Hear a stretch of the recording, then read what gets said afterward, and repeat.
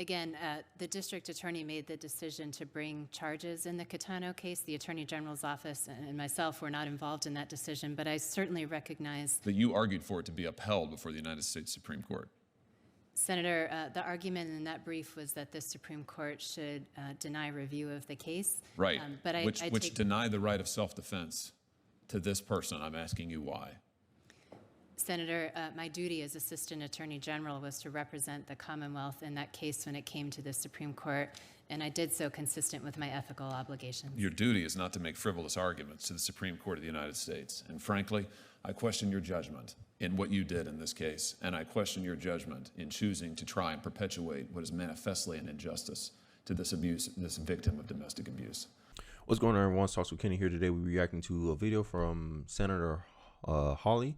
He's going to be questioning an anti-Second Amendment Joe Biden nominee, I guess. And my first thoughts is I like Senator Hawley a lot. I think he could be a future presidential candidate. I really like how he talks. I really think that he will be a future leader of the Republican Party if the Republican Party was smart. But I digress. Let's get into the video. Senator Hawley. Thank you very much. Thanks to the witnesses for being here. Congratulations on your nominations. Ms. Kilbeck, if I could just start with you. Let me ask you a question about the First Amendment, if I could. Does the First Amendment apply to the medium of the internet, in your view?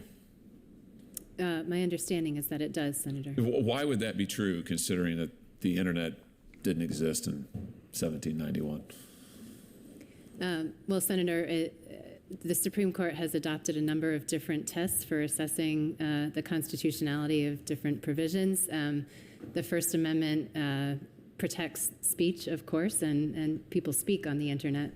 But I would adhere to the relevant test if any First Amendment case were to come before me. Well, I ask you because the Supreme Court has said something much the same in the Second Amendment context. Yeah, before I let Senator Hawley finish, I wanted to give my thoughts on it. I want to give it a quick synopsis. Like, a lot of the gun control advocates in our country, they always say that, the founding fathers couldn't have predicted that we'll have guns at the technology that we have. And essentially, Hawley made a similar analogy using the First Amendment. And they were able to say, hey, like, this doesn't violate the First Amendment. We have certain tests that proves that this weapon or this right is still preserved, even if it's in the digital age, right? So my thing is, hey, the same thing will apply to guns. But for some reason, I believe, this is just my belief, that liberals like to pick and choose when they want to apply the rules and when they don't want to apply the rules, right? The rules is not enough when it's something they don't like, but when it is something they want, oh no, the rules is fine, right? And I don't like that. I want some consistency here. This is why we have the Constitution. We have a document, right, that I believe the Supreme Court should observe, not perceive. They shouldn't go in there and, oh, this is my interpretation of the Constitution. No. Context. And in the Second Amendment context, you argued to the Supreme Court that because a particular firearm did not exist at the time of that amendment's ratification, that it wasn't covered. The Supreme Court, covered by the right, that is, the Supreme Court rejected your opinion unanimously in a per curiam opinion. That's the Catano case. I've got it right here. You've been asked about it. You know, what's interesting to me about this case is there's a lot of division on the United States Supreme Court about a lot of topics, including the Second Amendment, but they were unanimous in this case. It's a very short order, 2 pages, not even, really, page and a half, in which they rejected your argument completely out of hand. And I just want to ask you, why did you make an argument that the Supreme Court said held no water at all, so much so that they felt the need to address it in a per curiam decision and to remand the case, and saying that the arguments that you made were not to be countenance at all? You didn't get a single vote. Wow. So tell me, help me understand. That surprised me. Wow. Not a single vote? I thought there were some liberal judges. Why did, I guess, hey, man. Maybe I gotta get more respect to the liberals. Maybe there's some independent thinking liberals out there, right? Because to me, rehashing arguments, I think the main problem with the liberals or whatever the judges they nominate is they think that if they repeat something long enough, it'll catch on. When Josh Hawley just stated that, hey, you're rehashing the same opinion that happened previously, and the Supreme Court say, hey, like this opinion already got like dismantled. This argument has already been already lost. You come up with something new. But these activists, they want to justify changing the rules. And this is not how our country's supposed to work. I think we should observe exactly, like, I don't know. I'm more in favor of originalist. Like, hey, if you can't finding on the document, the Supreme Court shouldn't be making any judgments on it. That's Congress's job.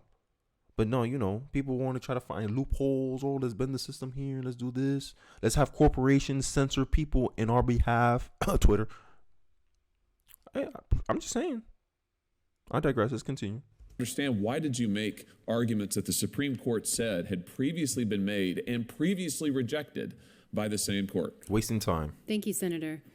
I just would like to clarify at the outset that I did not handle the Catano case when it was before the Supreme Judicial Court. The case was handled by the district attorney rather than the Attorney General's office at that stage. In the Supreme Court, the argument that I made... Wait a minute, you didn't... The Catano case at the U.S. Supreme Court, you didn't handle it? I did co-author the brief in opposition to certiorari at the Supreme Court, but not the Supreme Judicial Court. I'm asking you about the Supreme Court, the Supreme Court judgment that rejected your arguments. So you've just confirmed, I think, that you made those arguments to the United States Supreme Court. Is that correct? Respectfully, Senator, the argument in that brief was slightly different.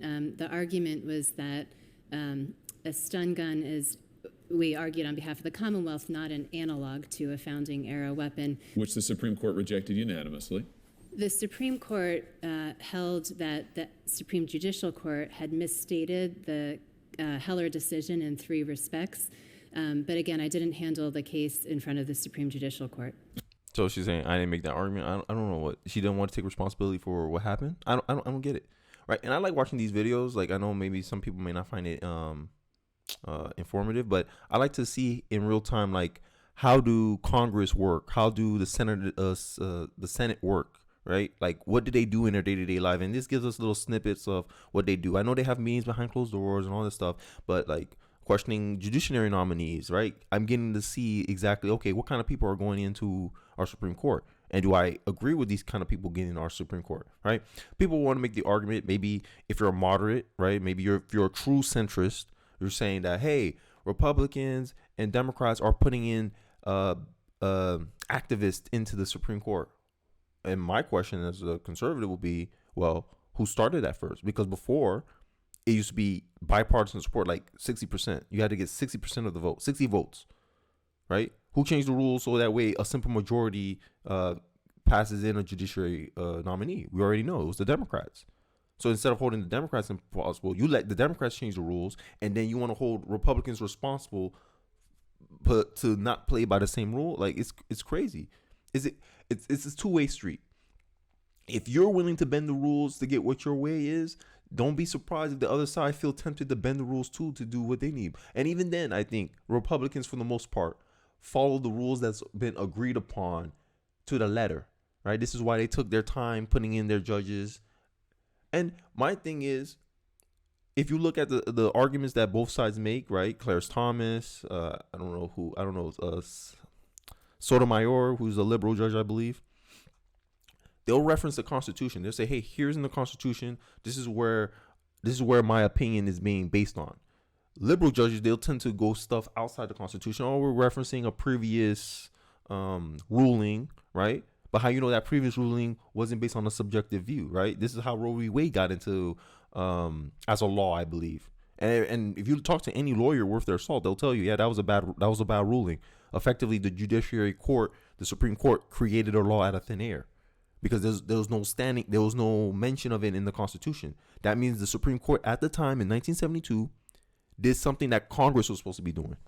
And this is what that's my concern. Like, the branches of power are starting to intermingle, right? And this is why I'm against, because I'm not for centralized government.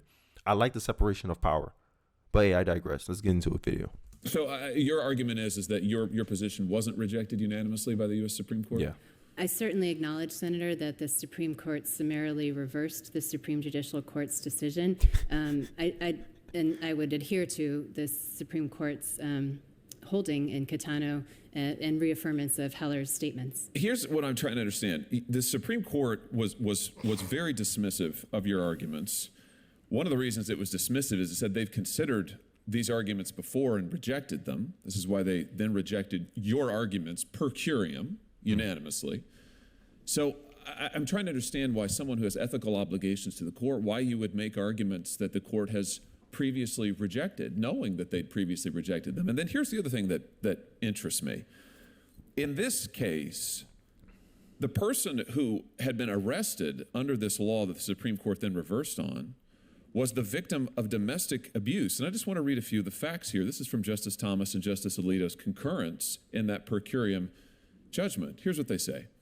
After a bad altercation, that's from the trial record, with an abusive boyfriend that put her in the hospital, Wow. Jamie Catano found herself homeless and in fear of her life. So she obtained multiple restraining orders against her abuser, but they proved futile. So This is why I'm pro Second Amendment. Like, this is why, in my view, I believe it should be like mandatory that women are armed, even if it's a little small little gun. I believe all women should be armed. Why? Why, Kenny? Because they call the gun the great equalizer. If you're a criminal, let's say you're someone that targets women for any whatever malicious thought you can have in your head that I can't say on this platform right now. If you knew that majority of women were armed with a gun, you think you would try to do anything to a woman? No. The guns are a perfect deterrent. But these gun control advocates, they'll be like, no, take the gun away. We'll make the streets safer. We take the guns out of the way. All right, but then we'll become like UK. We see, like, this is why I like cultures and countries doing their own thing. This is why I'm against globalism, because if we all do things one way, we'll never see, hey, what if we try it this way? Because there'll be resistance to that. But if I can point to, empirically, I can point to a country, hey, UK got gun control. I think UK got gun bans. They're dealing with a mass stabbing problem. They have a high rates of crime, thievery. People are stealing at a higher rate compared to here in the U.S. Yeah, we have more gun deaths, but they have more crime overall. People say they're scared to walk around with anything expensive in London now because they're going to get targeted for theft. Why? There's no guns. No criminal have nothing to fear. He said, shit, if I'm bigger than you, I could rob from you. And they want to apply this. And then in my view, if we remove the Second Amendment, the same thing will happen here in the U.S. This is my main issue with gun control advocates. But the gun control advocates don't want to see that. They're going to dismiss that as that's not something that you worry about. We got more things to worry about, like these mass shooters who only account for 4% of gun deaths. Why would you ban something that only accounts for 4% of gun deaths? Because we know what you really want. You just want to ban all guns. Just be upfront about that. But they know they can't because they know they ain't going to slide in the courts. 50% of the Americans don't agree with banning guns at all. So they know that. So they're like, okay, let's try to get a slippery slope. And they wonder why conservatives are always talking about slippery slopes, because it's true. We let you get away with one thing and then you inch closer to something else. But I digress. Let's continue. when a friend offered her a stun gun for self-defense against her former boyfriend, she accepted the weapon. And it's a good thing she did. Because one night, after leaving work, Catano found her ex-boyfriend waiting for her outside. He started screaming that she was, this is from the trial record, not gonna effing work at this place anymore because she should be home with the kids they had together. Catano's abuser towered over her by nearly a foot and outweighed her by close to 100 pounds. My God. Women, like, bro, this is what I don't understand about gun control advocates, bro. Imagine, that's a world with no guns. If there was no guns there, she's screwed. If she called the police when she noticed them, 5 minutes, that's the fastest response time a cop can show up on the scene. So in 5 minutes, you're at the mercy of your abuser. That's scary. Like, I can't imagine having a daughter and she's going through that, and I'm like, restraining orders ain't gonna work, because at the end of the day, the other person has to fear going to jail for restraining orders to work. And what happened with most criminals? Criminals break laws for a reason. They don't respect laws. So what's the next best thing? That's why I made a video that said that criminals only respect consequences. If there's no consequence to what they're doing, or they don't value the consequence, like, oh, I'm just going to go to jail, I'm going to sit in the pen. Oh, that's fine. I don't really care. They're going to carry out and do what they want to do. But if they know, hey, I could possibly die if I mess around with this person, they'll think twice before they do something illegal. But I digress. She stood her ground, displayed the stun gun, and announced, I'm not going to take this anymore. I don't want to have to use the stun gun on you, but if you don't leave me alone, I'm going to have to. And the gambit worked. The ex-boyfriend got scared, and he left her alone, you think she shouldn't have had the right to self-defense? Senator, thank you. Again, the district attorney made the decision to bring charges in the Catano case. The Attorney General's office and myself were not involved in that decision, but I certainly recognize That you argued for it to be upheld before the United States Supreme Court. Senator, the argument in that brief was that the Supreme Court should deny review of the case. Right, But I which take, deny the right of self-defense to this person. I'm asking you why. Senator, my duty as Assistant Attorney General was to represent the Commonwealth in that case when it came to the Supreme Court, and I did so consistent with my ethical obligations. Your duty is not to make frivolous arguments to the Supreme Court of the United States. And frankly, I question your judgment in what you did in this case, and I question your judgment in choosing to try and perpetuate what is manifestly an injustice to this victim of domestic abuse. I yield the rest of my time. Damn. Hey, this is what. Hey, that's why I like Senator Hawley. I realistically wish that if we had more congressmen like him, I think the Republican Party will be more respected than it is now. Right? I've seen videos of other conservatives calling the Republican Party weak, and I really do think it's because of baby boomer leadership. Like, I think it's time for baby boomers to retire. Right? This is why I'm in a big favor of term limits, or at least an age limit. Like, hey, once you hit this age limit, you can't run for office anymore. Because if you look at the average age of a congressperson, it's 80 years old. How long Nancy Pelosi's been Speaker of the House for the Democratic Party? I'll wait. These people don't retire. Most people retire by the time they're their age, and they're still working. This what proves to me that these people are just here just to keep power, bro. And they'll do anything to keep it, Republican or Democrat. And that's why I'm saying, this is why I'm a populist. I don't care what the politician, I don't care what, like, I don't look to politicians as my leaders. I look at, hey, this guy will carry out what I believe would work in the Congress. I'm gonna vote for him. Senator Hawley looks like he has his head on straight and he's observing the Constitution as I believe it. He doesn't he checked this girl, he checked this woman. You making frivolous arguments. We don't put you in the law. We don't put you in the court to make frivolous arguments. Stuff that's already been disproven. And I agree with that. Hey, how we can move forward if we keep rehashing the same talking points over and over again. But hey, I digress. Let me know your thoughts in the comment section. Don't forget to like, comment, subscribe, and I'll see you guys in the next one. Peace.